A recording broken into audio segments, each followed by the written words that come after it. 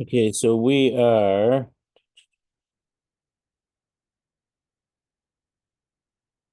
Well, we'll redo these last few lines we did because I think there's one point I don't think I mentioned. 72A3, the bottom of the left paragraph.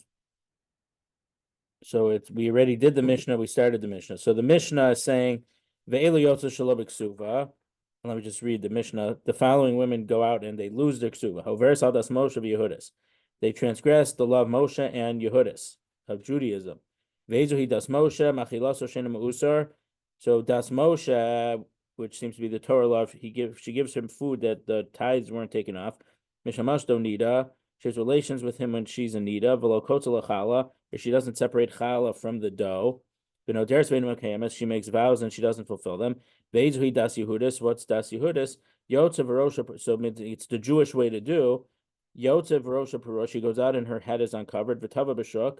She weaves in the market. Mitabersim kol adam. She speaks with everyone. Abishol Amar Afim Kalalos the older b'fanav. Also, someone who curses his parents, the ones who gave birth to him, in front of him. Rabbi Tarfon Amar Af HaKolanes.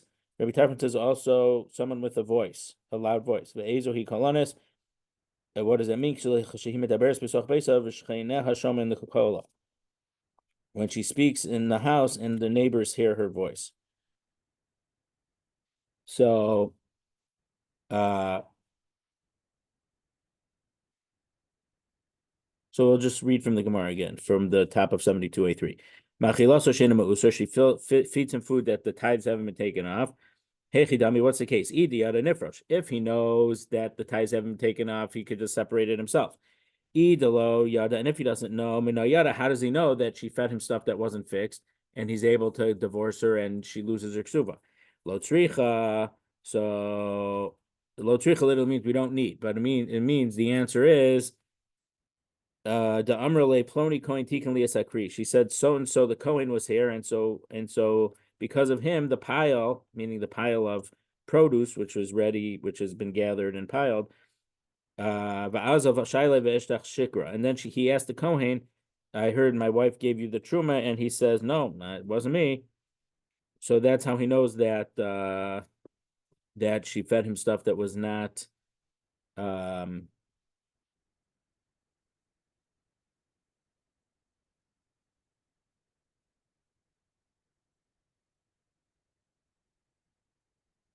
so in general, I mean the woman is believed if she says I took it out, you would believe it. There's a halacha eidach haneman bisurin. One witness is believed for is this kosher or treif, things like that. Was the meiser taken off or not? So she would be believed. So he was able to eat it because that's halacha. But then because she said it, but he knew that he hadn't taken care of it. So he says, when I left this morning, it wasn't okay. So how was you feeding me this? And she said, Aaron the Cohen came by, so I gave him the truma. And then when he asked Aaron the Cohen, he said that he wasn't there. He didn't get the truma. So that's how. So in that case, we know that she wasn't telling the truth because when she says she fixed it because of Aaron Cohen, and that part wasn't true. So then it's a problem. Umshamashto nida, or if she has relations with him when she's a nida, so either she became a nida and she didn't tell him that she became a nida, or she indicated that she went to the mikvah and she hadn't gone to the mikvah. So Hechidami, what's the case? The same question we just asked. Idi Adaba, if he know that she's a nida nifrosh, he's supposed to separate from her. Idolo yada nismachilava. And if he doesn't know, he should rely on her that she wasn't a nida. The Amar of Chinana Barkana Shmuel, because Rav China Barkana said the name of Shmuel, Minayin Lenida Shosafersli Atzma. How do we know that a nida counts for herself? So we mentioned last day. So Midiuraisa, she doesn't need to count any days. The V'safra law is actually by a zava.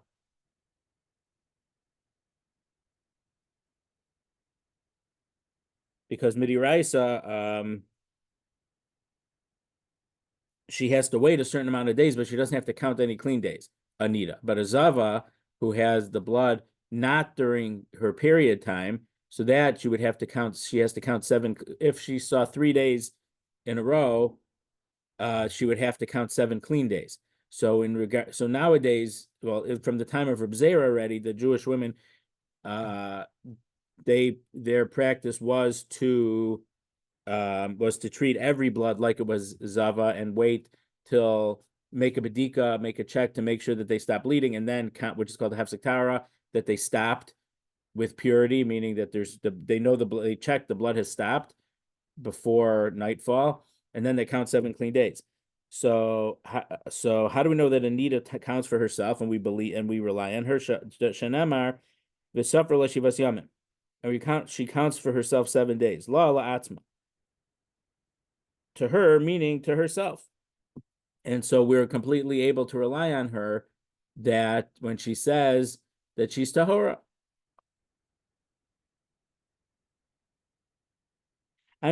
When I mentioned the Gemara, I said there's 2 possible cases. One case is that she became a nida, and she didn't tell him that she became a nida. And the second case is he knew she was a nida, but she said she went to the mikvah. So she knew she was so there's a little bit of a difference. In the second case, he knew that he came from a perspective where he was separated from her. And then when she said, I went to the mikvah, so then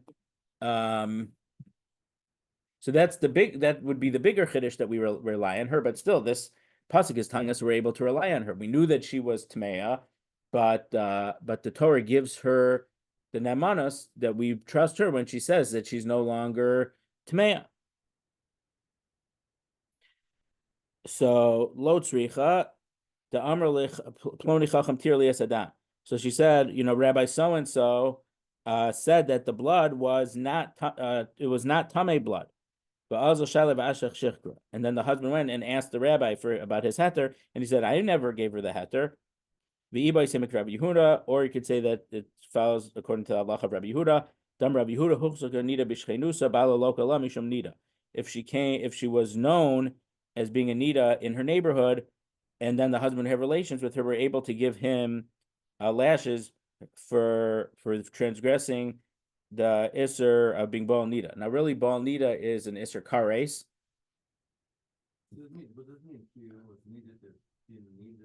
Okay, so we mentioned, the way we explained it, which is, I think, the simple way to explain it. So in those days, some people, especially the Kohanim, they if they had Truma, their wives couldn't touch the food if the wives were Tmeya, or the daughters were Tmeya.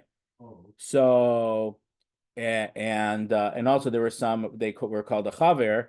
They're not a Kohen, but they were accustomed to eat even non-Truma, because they couldn't eat Truma, they weren't a Kohen, but they ate it in a state of Tahara, that it was pure. So if their wife was a Nida, she couldn't touch the food. So the women kind of had to know in the neighborhood who was Tmeya and who wasn't, because they couldn't lend each other, kitchen utensils to borrow. So it seems that they would wear a certain type of clothing, slightly different clothing when they were in Nida, to show that they were in Nida. So they didn't have to ask. It was like an unspoken code. So this point we didn't mention last week. So really, the prohibition about having relations with the Nida is actually an Isser Kares. You get a heavenly death penalty. But we pass in Makos that if you got a warning from witnesses that you'll get lashes instead of kares, you'll get lashes and not kares. So really, it's not a regular case. Anita is not a regular case of a regular losase, a regular negative commandment. It's stricter because its punishment is kares. But we have to know this other halacha that if for a punishment that you would get kares, like Baal Nida, or if you ate a certain type of fat from the animal, which is called chaylev, that's regular people aren't allowed to have it. It's special for korban. That part it's a special part. So, and a regular person can't eat chaylev. If you ate chaylev, there's a kares. I think blood also. So it's stricter than a regular prohibition. It has a stricter punishment. But if you got warned, don't eat that, you'll get lashes for it. You get lashes, and you're not going to get the punishment of kares. So let's say she was going around all day or more than a day in her neighborhood that she was a nida, and either the husband didn't know, the husband came back from out of town, whatever, and he didn't know she was a nida, and she wasn't wearing those clothes that she normally wore when she was a nida, but he would get warned about it. The fact that she had the chazaka of being a nida, that the women in the neighborhood knew about it, it gives her status that she's a nida. So he didn't know at the time she was a nida, but everyone else in the neighborhood knew she was a nida. So then they warned him. Well, it can't be literally this case, but the case is where he didn't know, and then they told her afterwards she's right. How is it possible? Okay, by the way, your wife is neither. Right. Ridiculous. Right. So then it would have to be that. So it had to be that that they warned him. It was the second time already he had relations, and they warned him, and he's like, "Wait, I already had relations. What do you mean she's Anita? Since when?" So that would be the case where she was causing him to violate the Savera, and so she loses Ksuva. So Tosos mentions a point. It's not. She's responsible.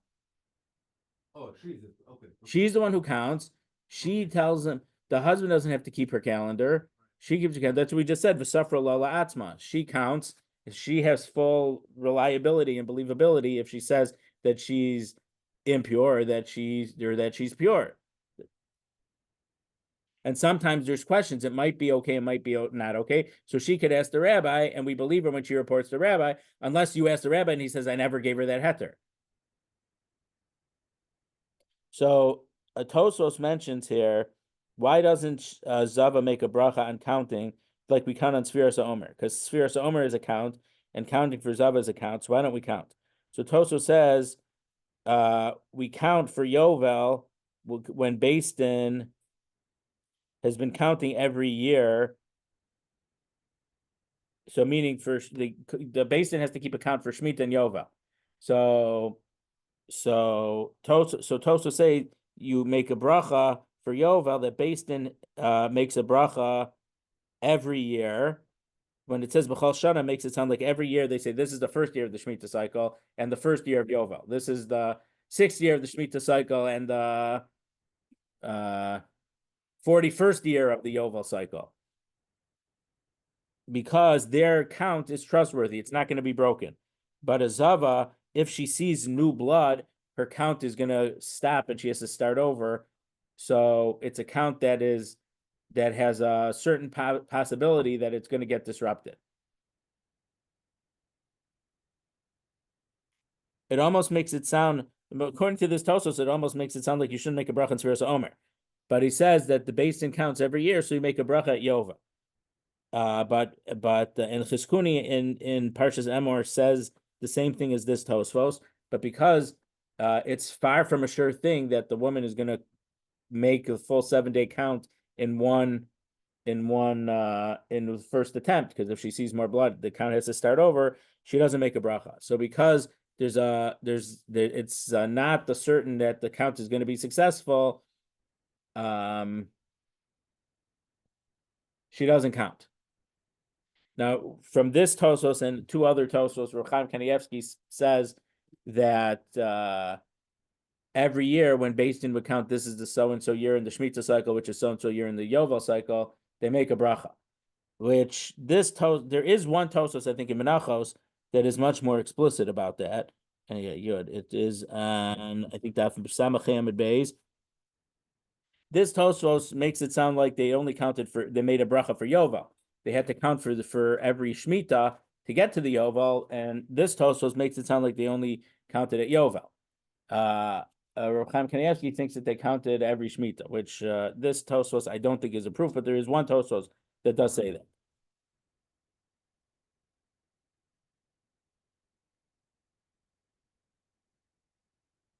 Or you give a different answer. I mean, Tosos doesn't give this answer, but you could give a different answer. V'safra la isn't a mitzvah. She doesn't have a mitzvah to count, but when she wants to become pure, she has to have a count. So it's not a mitzvah to count, but it's a fact. You have to count. Whereas there seems to be a mitzvah, v'safartel sheva shanim, sheva pamim. At the beginning of Parshas in Bahar, it says you will count 7 groups of 7 years, 7 years, 7 times, and the 50th year will be Yovel. So that's actually a mitzvah. But this v'safra Allah isn't a mitzvah. It's just a reality, an obligation that she has to count, but it's not necessarily a mitzvah. That's another answer you give why she doesn't make a bracha. Below kotzel chala. And if she didn't separate chala. So if you don't separate chala, it's similar to truma, that it's something that's only because if you had a bread or a dough that you hadn't separated chala from, and then you ate from it, any part of the dough could have been challah. So anything that you would eat, we would say has a tiny portion, a tiny but non-nullified portion. For challah, I don't remember if it's I think it's 1 in 100, but it might be 1 in 200. Meaning if butter falls in your chicken soup or milk, it's 60 times. But for truma, it's more than that. I think it's 100 times. You need 100 times regular to make a bittul to nullify the amount of elin. So if you didn't separate challah or you didn't separate truma from the grain, anything you ate has a portion of it, which is, we say that it's the Kohen's portion, and that's why you can't eat any of it until it's been challah's been taken off or truma and meiser is taken off. So if he knows that she didn't separate challah, he should separate it himself. And even if it's baked, he could separate it after it's baked. I mean, the ideal thing is when it's still a dough, but you're able to separate it even if it's out of the oven. Idol yada min yada. If he doesn't know, how does he know that he's going to divorce her and she loses her ksuva? Lo tricha da amra le ploni gabal tiken liasa isa. She said that Ploni, who is a dough kneader, fixed the dough for me, meaning he had the challah. Or no, this could just be stam, because they didn't have KitchenAids. So I guess sometimes it was too hard for them to make a dough. So if she would bring it to the professional dough kneader, the dough kneader could have taken out the challah and then given it to the Kohen. Because by Truma it says that the Kohen came by. Here he doesn't say that it was a Kohen, but so-and-so took the challah off. He went and asked, and it found that she was telling a lie. Okay, big sugi here. Okay, not yet. She makes vows and she does not fulfill her vows. The Amar Mar, why is it so? What's so serious about vows and not other averas? That meaning if she feeds him treif, that's so feeding truma is a worse sin than feeding treif. But why is neder? Why is if she makes these vows and doesn't fulfill them? Why is that so bad that they have to get divorced and she loses her ksuva? The Amar Mar, because we learned by avona dar and bana mesim, for the sin of not keeping your vows, your children die. Shnamar, as the pasuk says in Yirmiyah, in Koheles,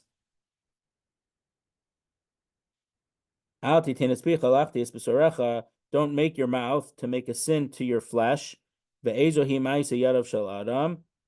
So meaning there's something with your mouth that you did, and it's gonna cause your own flesh.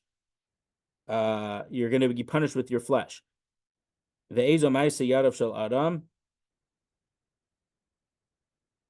And the end of the pasuk says, "Don't say in front of the angel because it was an accident." Why do you want to make Hashem angry for your sound or for your voice and destroy the works of your hands? That's the end of the pasuk in Koheles. So what does it mean? What's the works of the hands of a person? What is something that man makes? So I would say it means his children. So the sin of saying things, meaning by nadarim and not fulfilling it, causes children to die. Therefore, it's a serious sin, and if that's what she does, they should get divorced and she loses her ksuva. Rav Nachman brings a pasuk from Yirmiyah for falsehoods or for no reason. He kasius b'neichem. I killed your sons. Lashav aliske shav. So why does the word for lashav for no reason? Why does it use that word? Because making a vow, there's a whole category of vow that are lashav, that are for false. So meaning lashav isn't that Hashem killed your children for no reason, but it was about the sin that has to do with shav, which is making false oaths or oaths that you didn't keep. Tanya, we learned in the Brisa, Hey Rabbi Meir Omer, Kol Debi Shoshander Sunakayemis Yachzer Viadiran. Rabbi Meir says if someone knows that his wife makes vows and she doesn't fulfill the vows, he should go and have her make the vow again. Well, at this point, Rashi says it makes it sound like he should make the vow for her and he himself should make the vow in place of her. So Yadireno, why should he make the vow? But my Masakinla, how's it going to get better? We don't want her to have a vow, so why would you make the vow on her behalf? It probably wouldn't even take effect anyway. Ella Yachzer v'yaknitena, not the word yadirena, make a neder, but yaktineha. He should go and make her upset. Kadesha tira b'fana v'yeferla, in order that she, in her anger, is going to blurt out the vow in his presence, and once it's done in his presence, he's gonna veto it.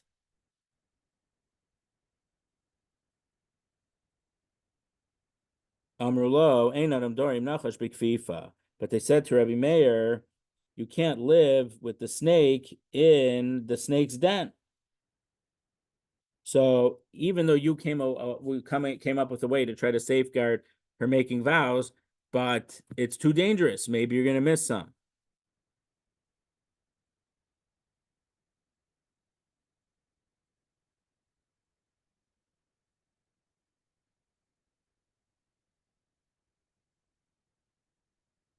I was texting about what time's mincha.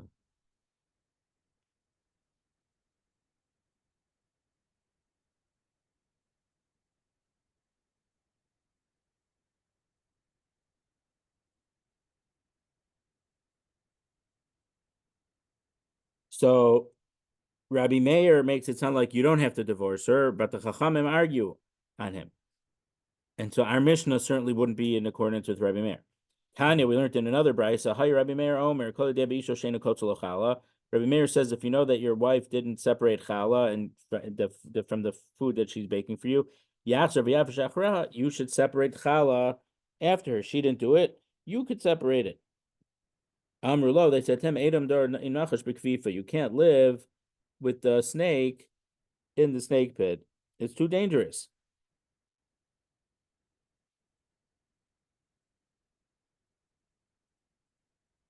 Oh, Rashi says kfifa is a basket, not the snake's den.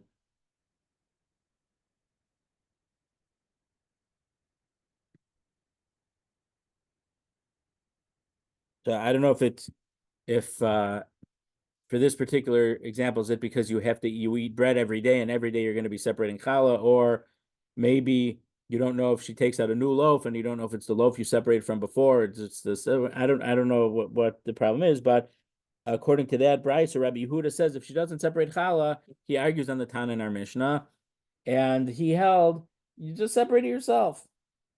But this is a case, though, it's a little different than our Mishnah because in this case it says you know that your wife isn't separating it.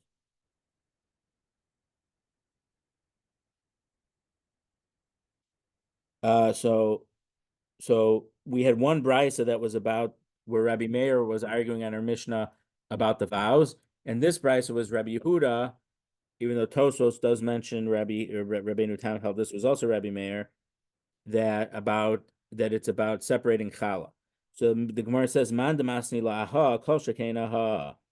If you learn that you could live with her even if she doesn't separate challah, you could certainly live with her even if she makes vows and she doesn't fulfill them. Avol demasni ahach. But if you have only the first brisa that we had about the woman who makes the vows and doesn't fulfill them, so in that case, they might say that but by this case of the challah, there's times that maybe the husband will end up eating food, the challah that the challah had the bread that the challah hadn't been separated from.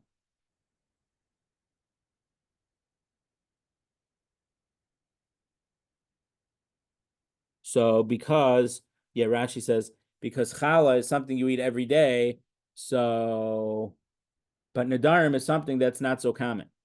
So if you only had the second brisa, you might that doesn't make sense. Hold on.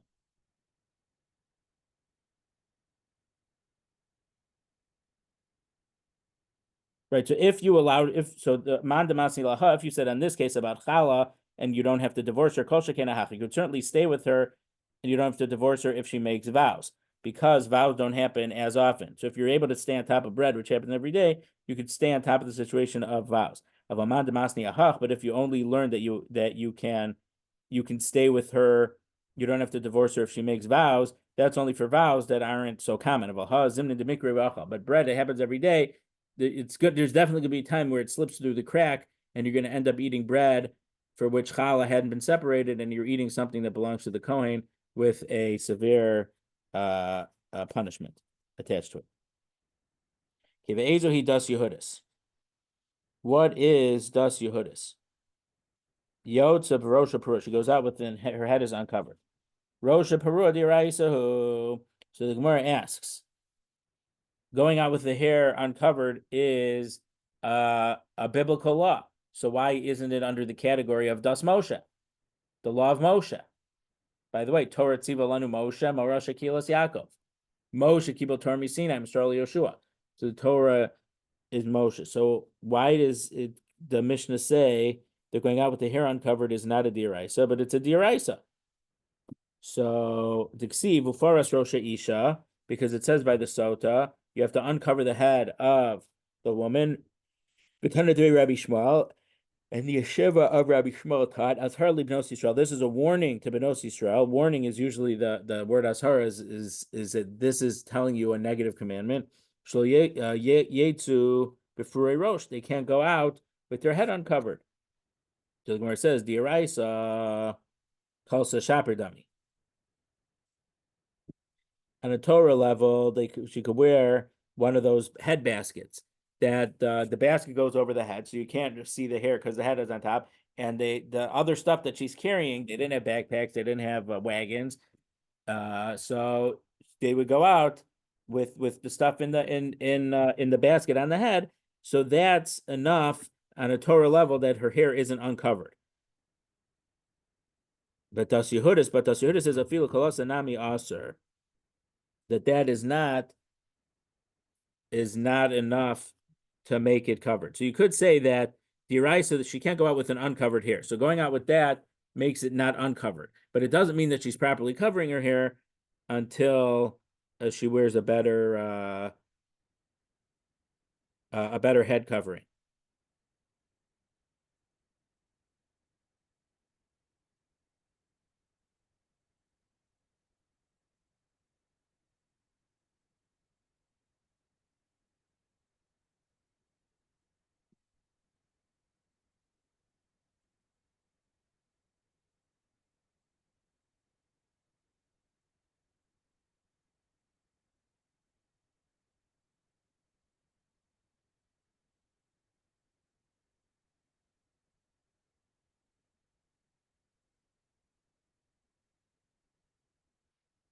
So the Rambam, though, has a different shot in Kol, so it's not a basket.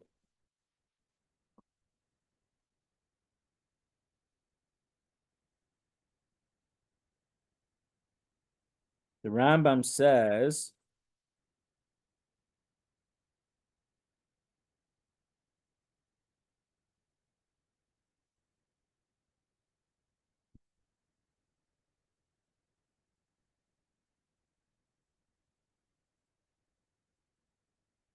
what is Das Yehudis? This is the minhag of tznius that Bnos Yisrael are accustomed to. This is the Rambam in chapter 24 of the laws of Ishos, halacha 12. These are the things that if she did any of them, she transgresses Das Yehudis. She goes to the marketplace or an open alleyway, meaning she's not in the public street, but people from the public street can see into this alleyway, and her head is uncovered, and she doesn't have a covering like all the women. So in this case, it doesn't mean a basket, but it means like a piece of material.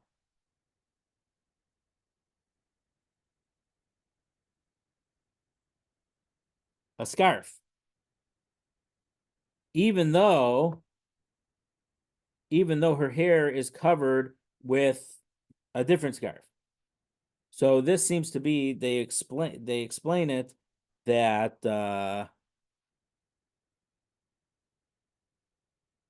and I think we'll get to it more, is that the way that I understand this halacha, and a lot of these things that we're going to talk about, and we spoke about it a while ago about something else, is that the levels of tznius really depends on the country and the place where you are. The Rambam, for the most part, lived in Muslim countries, and in Muslim countries, the women wore, they didn't just cover their head, they would wear what do we call it, a burqa or something. So what? A burqa.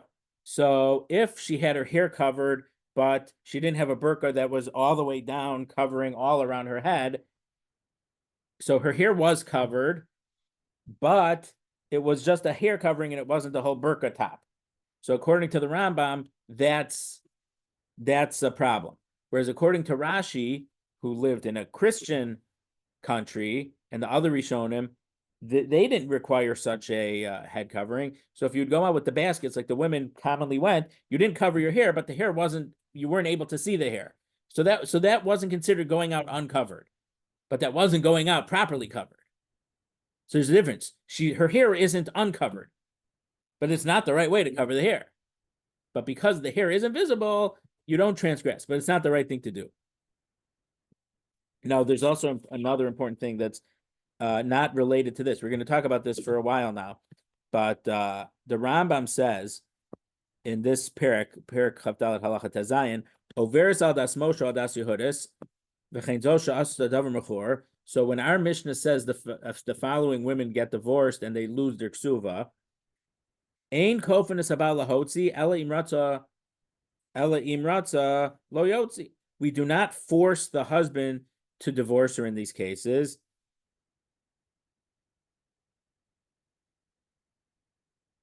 But if he wants to keep her, he doesn't have to divorce her. And even if he didn't divorce her, ein lahem ksuva. She has relinquished her ksuva, meaning if they would get, by her acting in this way, she relinquishes her ksuva, that in the case down the road, the husband would want to divorce her, she will not get a ksuva. Shaksuva takanos chachamim hi kidei shelo tehekala be'enav lotzia, because the ksuva was a rabbinic enactment in order that it wouldn't be easy in his eyes to divorce her. It was to a certain extent an insurance policy to give her a little bit more security in the marriage. Because when the husband realizes he has to pay her a big amount to divorce, he's not going to easily divorce her. And he won't divorce her unless he really means it. And when the Chachamim wanted this insurance policy called the Ksuva, they wanted it for Jewish women who act properly. Avalo elu haprutzos, these women of looser morals, who are not snuos, ein lahem takanazu ela tehekala be'enav lotzia. Chachamim don't want the insurance policy for her. They want him to be able to divorce her if he so chooses, because she's not the type of person that they want her to remain married to. So this halacha, this Mishnah, when it says that they get divorced, it's not that Beis Din forces her to it forces them to divorce. He's allowed to stay. He's allowed to stay married to her. But if down the line they would get divorced or he would die, she doesn't have any right to the ksuva. I shouldn't say that. It seems that she wouldn't get the payout of the ksuva, but the regular stuff of the marriage, the amount for the food and all that stuff, it seems that she would keep that.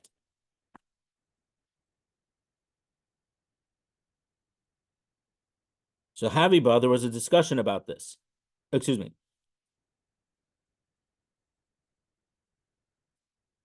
So on a Torah level, according to Rashi's pshat, wearing the basket on the head, the hair isn't covered. So on a Torah level, it's not considered uncovered. But das Yehudis, but the additional tznius that the women made, that's not tznius enough. Amar Rabbi Asi, Amar Rabbi Yochanan. Rabbi Asi said the name of Rabbi Yochanan. Kalsa ein bo mishum pura rosh. If she had the kalsa, which according to Rashi is the basket on her head, according to the Rambam, it's some type of scarf that's just covering the hair, but not the whole neck area. Ain b'mishum puraro. She's not considered to be going uncovered. Haviba Reb Zera, but Reb Zera had a discussion about this, had a question about this. Hecha, where is she going with the kalasa? Let's just keep it easy with we'll say Rashi's pshat with the basket on her head. Ilema b'shuk das Yehudasi. If she's going out into the public street or the market with only the basket on her head and she doesn't have any other covering over her hair, she's violating das Yehudis. So she's not allowed to go out in public like this.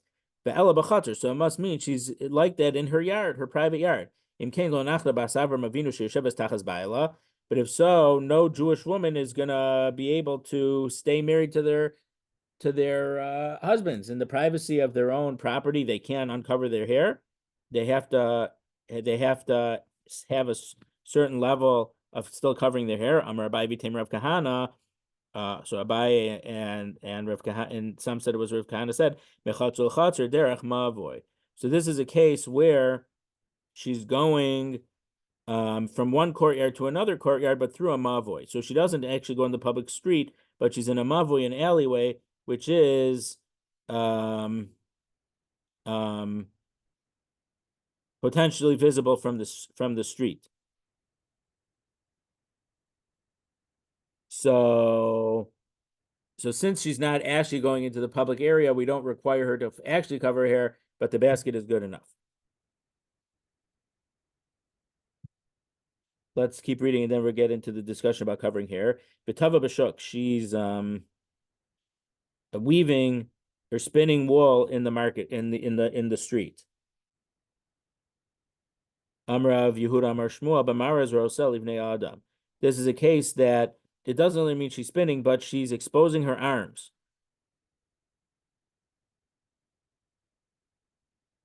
So there's a different Gemara in Bava Basra, I think, criticizing men who would go a certain road on the day that the women did the laundry, because the laundry in those days, they would go by the riverbanks or whatever, or where there was where there was water flowing, and they would get the clothes wet.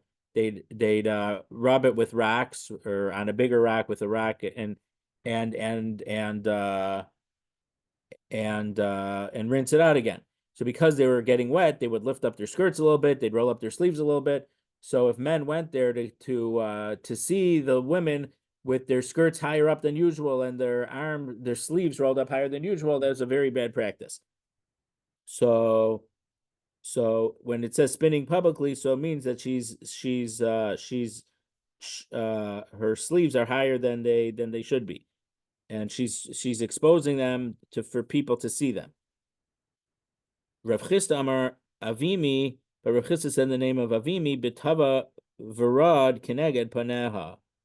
So it's a case where she's spinning, and the stuff that's spinning is going down in between her legs.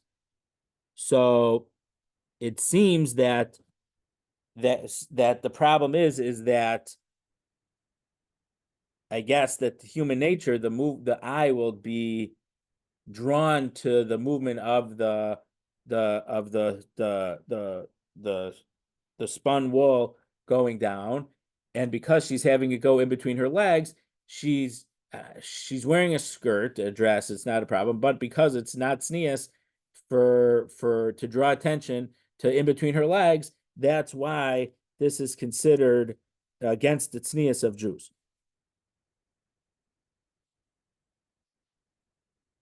Umdaberes im kol adam, she speaks to everyone. Amar of Yehuda Amar Shmuel b'masachekes im bachurim. She's laughingly playing with young men. So Amar Rabbi Bar Chana Zimna Chada Hava Kazilma Basra Rav Ukva. I was once asked, walking in the street after Rav Ukva, Chazise Lehi Aravia Dahavi Yasva. I saw that there was an Arab woman who was sitting over there. Kal Shadja Pilcha Bitava Varad Keneged Paneha. She was spinning her wool with the spun wool going in between her legs.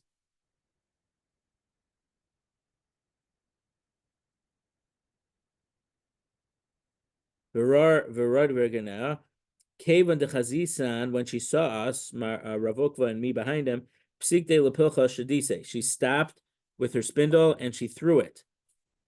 Amrali, she said to me, Ulam Havli Plech.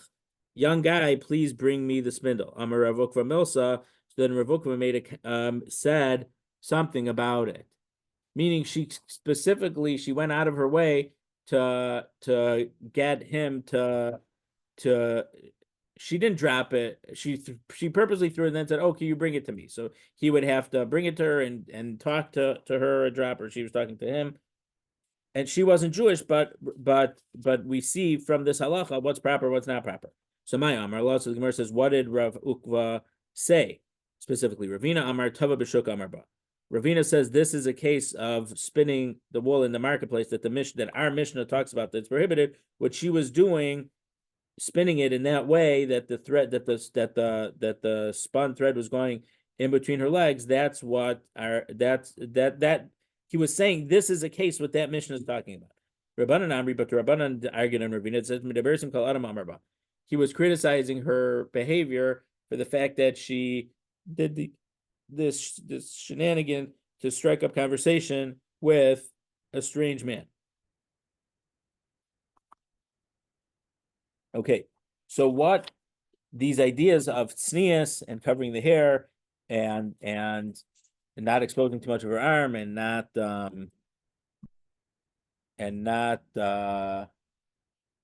talking to strange people, there is no need. So what's this? So what's this all about? So obviously we had a pasuk about the hair, and we'll talk about hair at length. No, so there's a halacha, there's a pasuk in Achremos. If it's not Achremos, it's Kedoshim. Velos sikrevu legalos Erva. We can't come close to revealing to having a forbidden relationship, sexual relationship.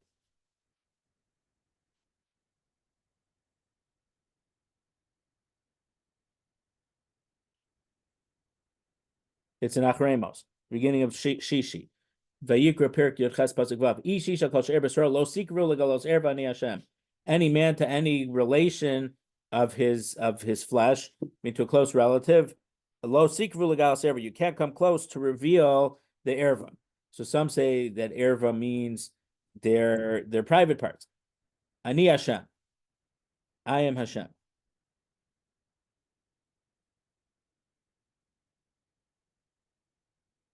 So lo sikrevu means that there's a special isser that you can't do anything that would lead to forbidden sexual contact. So, for example,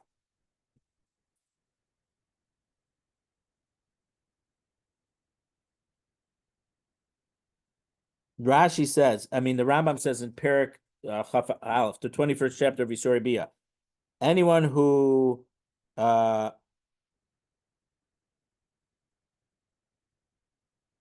comes close to the Erva. So Erva is a forbidden relationship. It's incestual relationship, but also would apply to Anita. Your wife there's a special heter that you're allowed to do yichud. You can be secluded with your wife as long as it's not as long as the marriage was already consummated. That goes way back to Dav Gimel in Kesuvos. And also married women are Erva, the derech so through limbs. So here it seems that he's talking about, and we know that real sexual intercourse is prohibited, but here you do something with the limbs and it's not real sexual intercourse, but there's something. Oh, shechavak v'nashak derech taiva, or you hugged or kissed with a way that of desire, v'nana b'kir basar, and you had pleasure from the skin to skin contact. Hareza loka mina Torah. You got lashes from the Torah. Diraisa lashes. Shenamar levatia sotzmechukot levos that you shouldn't do from these disgusting or the abominable practices. V'nemar, it also says, lo sikrevu legalos erva. You can't come close to reveal the erva. Kolomar, as if to say, lo sikrevu ledvarim hamavim lidei giloi erva. You can't do things that will come towards gilei arayos, improper sexual contact. So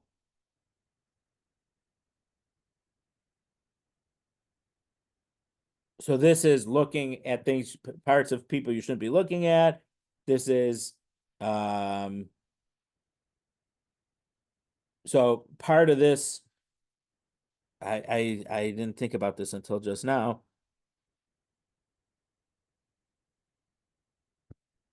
But it involves, Rambam says, you can't call out to a woman because it might cause her to, to come talk to you, and then talking for that no reason might come to acting inappropriately. Now, again, in our society, this is a little hard to imagine, but in other societies, women weren't, out on the street doing everything the way men are. Certainly not in the Muslim countries where the Rambam, the Ramban, the Rashba, where those Rishonim lived. Even in the Christian countries, like where Tosfos and Rashi and the Ravid, it wasn't the same as it is now, but they weren't as strict as the Muslim countries. So the thing that I just came to my mind is where you would be allowed to give a handshake. If you meet someone, a business setting, you greet someone with a handshake, would that be okay? Ramosha Feinstein feels that Ramosha Feinstein says it's absolutely asur midiraisa, because he holds, if I remember correctly, that it is abizrayu of arayos. So we've mentioned when we learned the halacha, the sugya of Yaharg Vayavor, that for the 3 cardinal sins you have to die and not transgress the sins. According to some Rishonim, there's like the Ramban and Rabbi Yonah, but not the Rambam. But to some Rishonim, there's something called abizrayu. They're like, it's not the direct avera, but it's close enough that it's prohibited also. So an example for that would be, so Rosh Feinstein would hold that these things, it seems that anything that would come under the category of lo sikrevu legalos erva, so touching someone from the opposite gender would be completely prohibited because of abizrayu of Gilei Arayos. But the Rambam, who certainly doesn't hold of abizrayu, though, when he says you can't touch someone of the opposite gender, that was, you do it derech taiva, through a way of desire, and you get pleasure from the contact. A business handshake is not like that at all. So there are some poskim who hold like Ramosha Feinstein and say that it's Yargval Yavor, that there's under no circumstances can you shake a woman's hand. And some Rishonim say in a business setting, it's like this, there's other people around, this and that, it's not a problem. Another problem is yichud. You can't be alone in a room with, a man can't be alone in a room with a woman with no one else around. That's a recipe for problems. So there's halachos. How many people, in order to keep this thing so that problems shouldn't arise. And lahavdil, Mike Pence, the former vice president, he spoke once or more than once at a place where he said he doesn't have closed door meetings with a woman. He won't do it. He's not Jewish, but he has the right, that the attitude of the seeing a woman's hair is also considered okay. So according to the vast majority of Rishonim, this means a married woman's hair. It's not a problem to see an unmarried woman's hair, though according to the Rambam, in the Muslim countries, they may have the girls cover their hair even before they're married. Lahavdil, when Hillary and Chelsea Clinton went to visit Israel and Arafat in 1999 or 2000, Chelsea was wearing a loose scarf around her head, which certainly wasn't to not offend the sensibilities of the Israelis. That must have been done to not offend the sensibilities of the Arabs. But to see a woman's hair, and to hear them singing, these are things that are in violation of sikrevu, legalos, Erva. So the Shulchan Aruch, it's also Siman in Even Ezer, it's Siman 21. The Rambam is in a chapter 21, and the Shulchan Aruch is in Siman Chaf Aleph.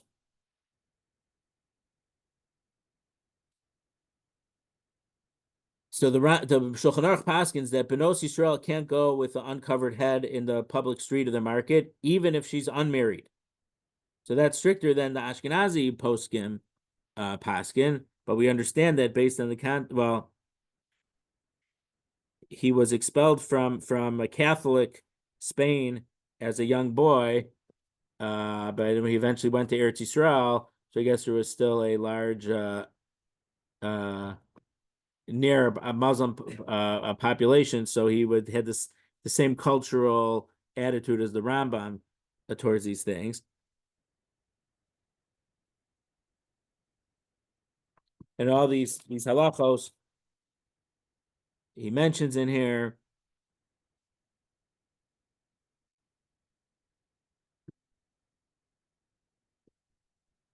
And one other source I need. And there's a rush and brachos in the 3rd chapter. Where is it in the 3rd chapter? 37. So the rush in this one, we learned brachos a long time ago. We discussed it, but we talked about that if you hear women singing, you can't say Kriya Shema around there. So the rush said, so the Gemara in Shabbos, in brachos daf chaftal says, Amr Yitzchak tefach be'isha Erva. One tefach uncovered of a woman is considered Erva. You can't look at it. Lamai hilchasa. What's in regard to what? If it's to just look at it, V'amar Rav Sheshes lama mana kasav tachshish shebefim tachshish shebechutz. Rav Sheshes says why, and this is coming up in next week's parsha. Well, maybe in next week's parsha, Kumas, and it may have also come up by the Egal. It talks about the jewelry that they would wear for internally as the same thing as wrist bracelets or other jewelry that is visible to anyone. If you look at even the pinky finger of a woman, it's as if you're looking at her very private parts. So the Gemara answers, no, so it's true. There's a difference between a different woman and your wife in regard to saying Kriya Shema. So the Rush says, now the Rush was originally from a Sephardic country, and then he was forced to go into exile. He went to Germany and became the Rabbi of the Maram Rotenberg. So the Ashkenazi poskim, many of them were influenced by the Rush, who himself was a Sephardi posek. But and it's important to just know that the Shulchan Aruch, when the Shulchan Aruch paskins, he looked at three poskim: the Rif, Rabbeinu Yitzchak Alfasi from Morocco, Fez, the Rambam, and the Rambam almost always paskins like the Rif, and the Rush. And if two of the three paskin a certain way, usually the Shulchan Aruch paskin like the 2 out of the 3. There's all types of exceptions, and when they don't talk about the halacha and different poskim talk about it. But the Rush here says, "V'davar shorgalios mechusa be'isha." So something that's normally what's prohibited is something that's normally covered in a woman, and that's specifically for not your wife. But if it's for so you can't say Kriya Shema in the presence of that. But a woman herself, if she has that uncovered, she can say Kriya Shema even though she's not fully dressed. The Amr of Chisda says Shok be'isha Erva. The Shok in the Isha is an Erva. So Shenemar Gali Shok Avri Naharos. Reveal the Shok and cross the river. Uksiv Tagil Ervasecha Amr Shmuel Kol be'isha Erva. Shenemar Kikolech Arev. of the voice of a woman is erva. Perish lishma v'lo le'ni kriya shema. That means to hear, and it's not talking about kriya shema either. That if you hear her, so like from our Gemara, it sounds you shouldn't even talk to her, but he's going to talk. No, that's not in this riff. It's not in this rush. But it talked about if their women are singing, and that's what we call kolisha. Rav Shesha says here the hair of a woman is erva benashim shedarkan l'charon. That's for women who usually cover their hair. Avo besulo shedarkan leil pruos mutter likros kenegdan. But the unmarried girls who go with uncovered hair, you're allowed to say kriya shema when you could see their hair. So that's the difference between the Rashi and the Rambam. According to the Rambam, even the unmarried woman had to cover their hair, and you couldn't say kriya shema if you saw a hair of a woman. So, and again, a lot of this is related to what we're going to see at the end of next week's parsha, when the Benos Moab were trying to entice the Jewish men, and then 24,000 from Shevet Shimon. Whether the woman would sing to get them in, or there was the medrash of the material shop. They had an old woman. They owed you want to get the material like this, buy this silk for your wife, but you have to go inside, and then they had a younger woman there, and this and that.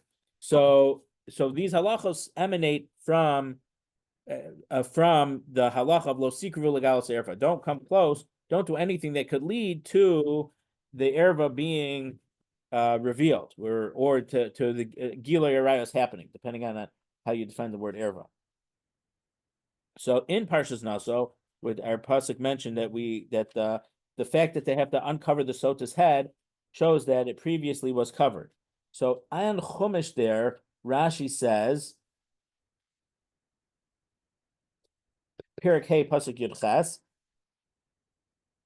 Ufara soser as kliya saira. He has to put away the thing that was keeping her hair together, Kedei Livzosa, in order to embarrass her. Mikan libenos Yisrael shegila rosh genai lahem. So from here we see that for the Jewish women, their head to be uncovered is a embarrassment, is a disgrace to them.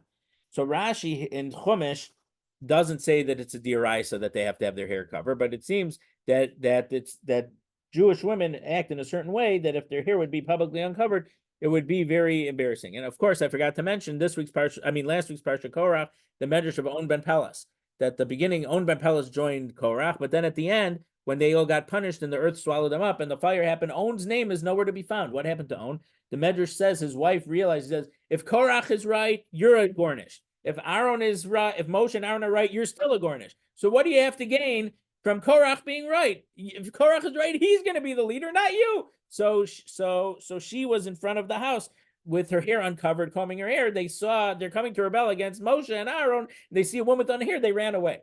That's the. So, I mean, Moshe's cousin, Professor Chaim Soloveitchik, would call it, sometimes something is an halacha, sometimes it's a taboo.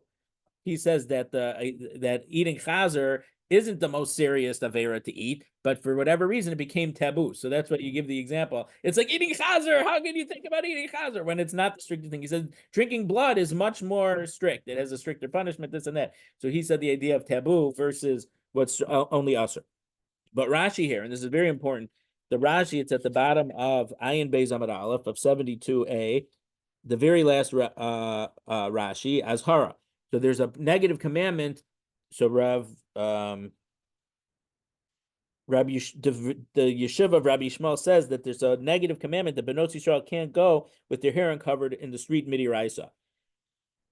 So Rashi says, from the fact that they would uncover her hair in order to embarrass her and make her look bad, mida connected mida, measure for measure. Kamosha asa lisanos al boala, meaning because she made herself look beautiful the soap that didn't commit adultery, but to violate her husband's wishes and seclude herself with this other guy. So we make her look unkempt and not put together. Mechal de aser. That implies that it's prohibited for her to have her hair uncovered. That's the first explanation in Rashi. Inami. This is the fourth line from the bottom in Rashi. But another explanation, midiksivu fara mechlalda hushaita la pruahu. Havas. The fact that he has to uncover her hair means until that point, her hair was covered. Her hair was not uncovered. It's a double negative. Shmamina ain derech benos Yisrael latzes pros rosh v'chein ikar. So we see from here that it's not the path, the manner of Jewish women to go with uncovered hair, and this is the real pshat. So Rashi's real pshat, I mean, he gives two explanations, but he says that the second one is the correct pshat, and that's like what he says in Chumash, that it's not a prohibition for Jewish women to go with the hair uncovered. It's just that the halacha is a certain extent, and Benos Yisrael decided for many thousands of years already that they're going to do stricter than the strict halacha. So therefore, all Jewish women have to do that. Now, again, I mentioned about society.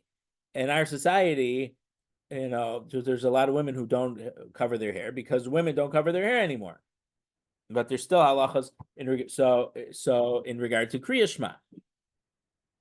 Well, thankfully, we have machitza. So even if someone would come to shul with their hair not covered, and for a lot of women, it's I don't think it's this generation. It's not true anymore.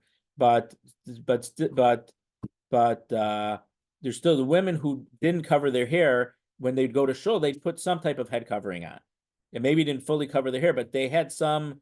There was something that in shul they wouldn't have an uncovered head. They wouldn't fully covered, but there's a famous Aruch HaShulchan that you're allowed to have a tefach of hair that's not covered. That when they didn't have to, but again, that's from Russia 100 years ago, 130 years ago. So, or not, maybe not literally Russia, but Belarus or Novardok. He was the Rav of Novardok. So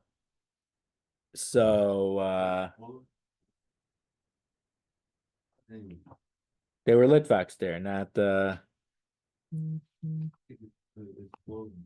so I have to go a few minutes late. Right now it's 8:15, but let me just finish this. Hopefully we can get it done in about 3 minutes. Hopefully. So he said that you don't need every square millimeter of hair covered. You have up to a tevach. Oh, but by the way, about shok, what's the shok? Shok is some type of leg. There's a machlokas, a poskim, if it means the lower leg, and the pasuk from the Rashi I quoted, or if they had to uncover their shok to cross the river, that makes it sound like it's below the knee. But from other psukim, the shok seems to be above the knee, so it's the upper thigh from the hip down to the knee. So if the shok be'isha erva is from the knee up, it's okay. So they wear a skirt past the knee, and then that's fine. That we're not seeing it.